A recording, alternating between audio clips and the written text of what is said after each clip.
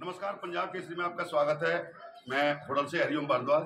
आपको बता दें, हम गांव बंचारी के जो शहीद सीनियर सेकेंडरी स्कूल में हैं, यहाँ पर खड़े हुए हैं और यहाँ पर जो बिल्डिंग है बिल्कुल जर्जर हालत में है और बच्चों के साथ कभी भी कोई हादसा हो सकता है।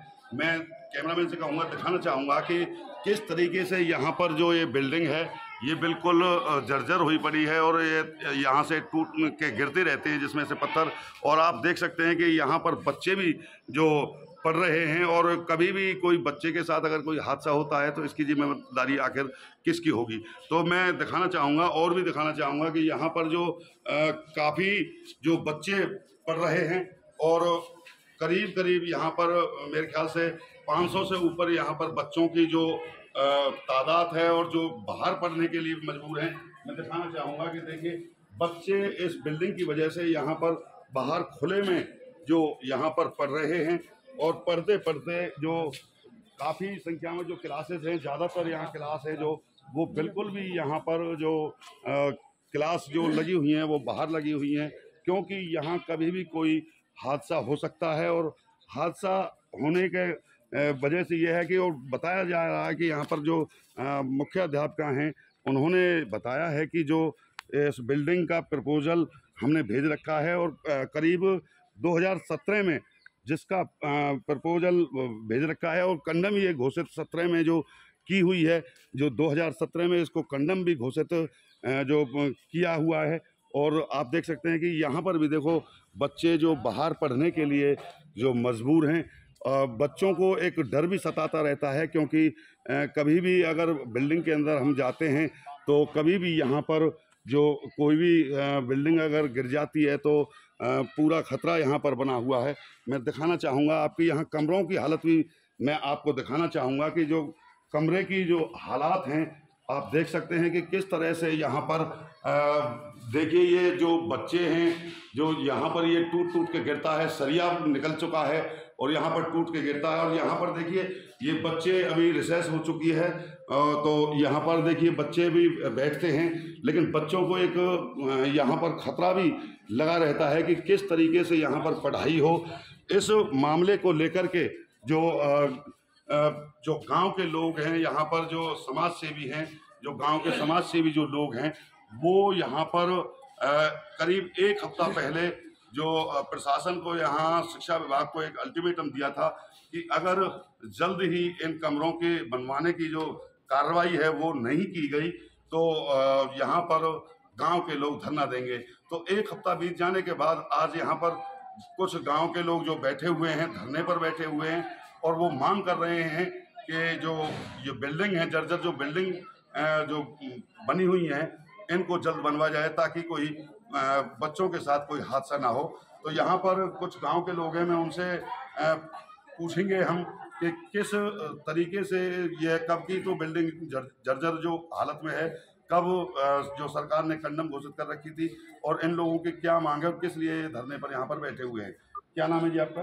उदयवीर जी, बताएंगे कि जो इस बिल्डिंग जो जर्जर हालत में है तो क्या मांग है और आपने कभी उच्च अधिकारियों को अवगत कराया इस मामले में? ये मांग ये है कि हमारी 2017 से पूरी कार्यवाही चल रही है, विभागीय तौर पे भी और गांव के लेवल पे भी, और इसमें बार बार ये कहते हैं कि जी प्रोजेक्ट रिपोर्ट बन गया है, इसका एस्टीमेट बन गया है। अभी भी मेरी जो डीपीसी महोदय हैं पनवल सुखबीर सिंह जी, उनसे बातचीत हुई है, उन्होंने भी मेरे को बताया है जी इसका जो प्रोजेक्ट रिपोर्ट, इसका एस्टीमेट जो पास हो गया है और इसका बजट जो सेंक्शन होना है और वो 3,86,85,000 रुपये का है। बाकी हमें तो ये ऐसा लगता है जैसे फाइलों में ही दबा हुआ हो।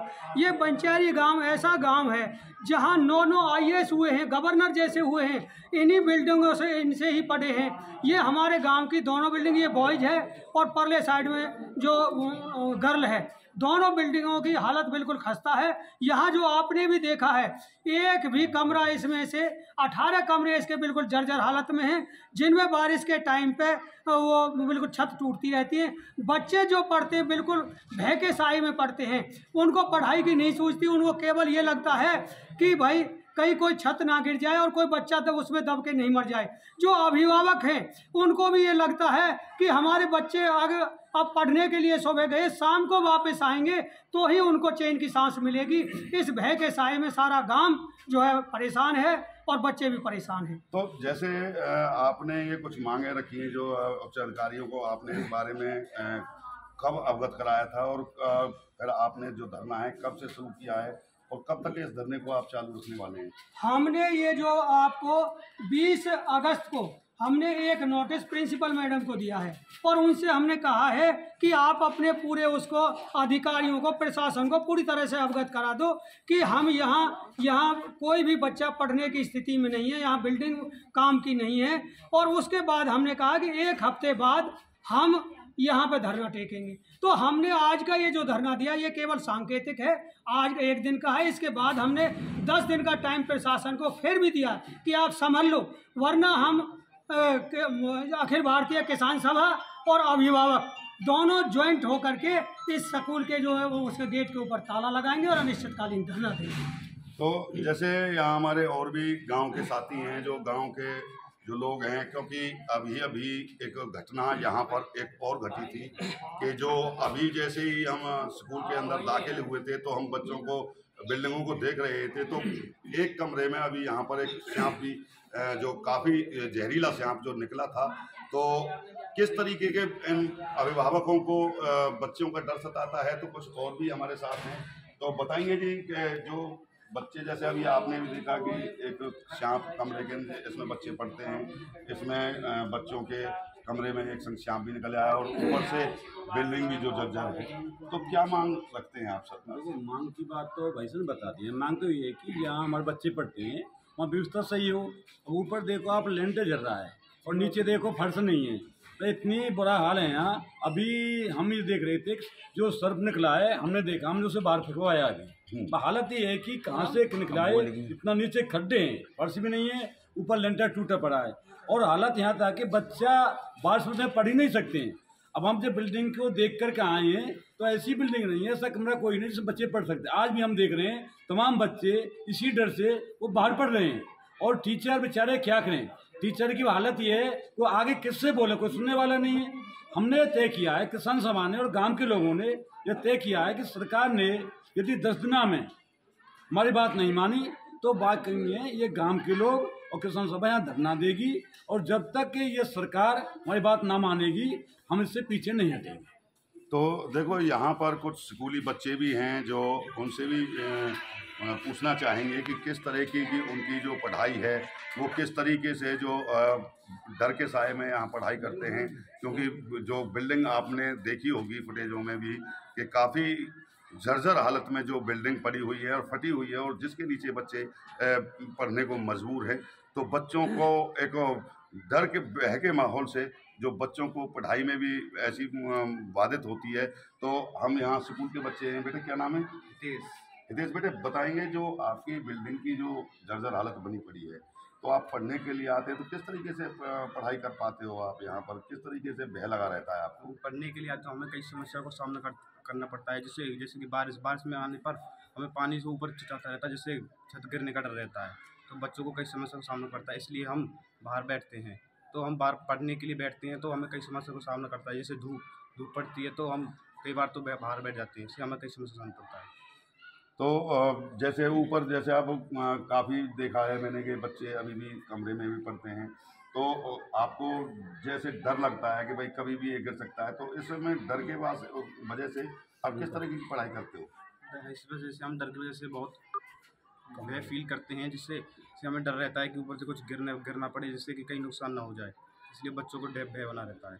तो देखा आपने कि बच्चों का भी यह कहना है कि जो डर के माहौल में जो इनको पढ़ाई करनी पड़ रही है। यहाँ पर हमारी एक बेटियाँ भी हैं, क्योंकि यहाँ पर गर्ल्स और बॉयज़ दोनों ही यहाँ पर ये स्कूल हैं, तो हमारी बेटियाँ भी यहाँ पढ़ती हैं। तो इन बेटियों से भी हम जानना चाहेंगे कि किस तरीके से, क्योंकि सरकार बेटी बचाओ बेटी पढ़ाओ का नारा देती है, और इस तरीके से जो स्कूल जर्जर हालत में है, तो किस तरीके से यहाँ बेटियाँ भी अपनी शिक्षा को पूरी कर पाएंगी, तो और कितना इनको डर के माहौल में ये पढ़ने के लिए तैयार है। तो इन बेटियों से भी बात करेंगे। बेटी क्या नाम है? जिया, क्लास 11। हाँ, क्या नाम है बेटा? जिया। जिया। तो बेटा जी आप बताएंगे कि आपकी जो स्कूल की हालत है बिल्कुल जर्जर हालत है, तो किस तरीके से आप पढ़ाई कर पाती हैं, नहीं कर पाती हैं, डर लगता है? सर हमें डर लगता है और बहुत ही कठिन बातें तो हम पढ़ते हैं और हमें पढ़ने में बहुत तकलीफ होती है, इसलिए हम बाहर बैठते हैं। धूप आती है हमारे ऊपर और बहुत ही अच्छा फील नहीं होता। तो देखा आपने, यहाँ पर बच्चियाँ हैं बिल्कुल डर के माहौल में हैं, और जैसे कि अभी आज एक घटना भी घटी, अभी हमारे सामने एक घटना घटी कि जिस कमरे में बच्चे यहाँ पढ़ाई कर रहे थे उसमें एक सर्प जो जहरीला सांप है वो भी निकला था, और ऊपर से जर्जर हालत जो कंडम जो हुई पड़ी है, जो ये बिल्डिंग ये कभी भी टूट कर गिर सकती है, और बताते हैं कि छोटी मोटी तो इसमें से निकल के जो यहाँ से गिरती भी रहती हैं और बच्चों के कई बार चोटें भी आ जाती हैं। तो पूरे डर के माहौल में यहाँ पर बच्चे पढ़ने के लिए मजबूर हैं।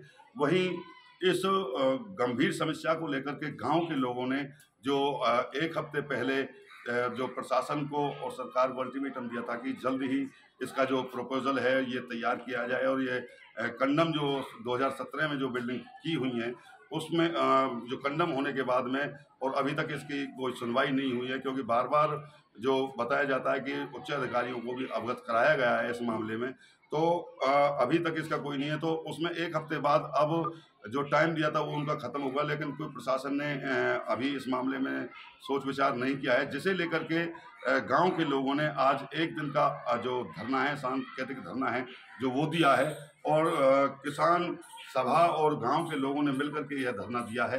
तो उन्होंने अब आज के धरने के बाद में, एक दिन धरने के बाद में उन्होंने कहा है कि हमने सरकार को 10 दिन का टाइम और दिया है, अगर 10 दिन तक के भी हमारी कोई प्रशासन द्वारा या शिक्षा विभाग के द्वारा कोई सुनवाई नहीं हुई तो यह अब धरना ऊंचे लेवल पर भी जा सकता है।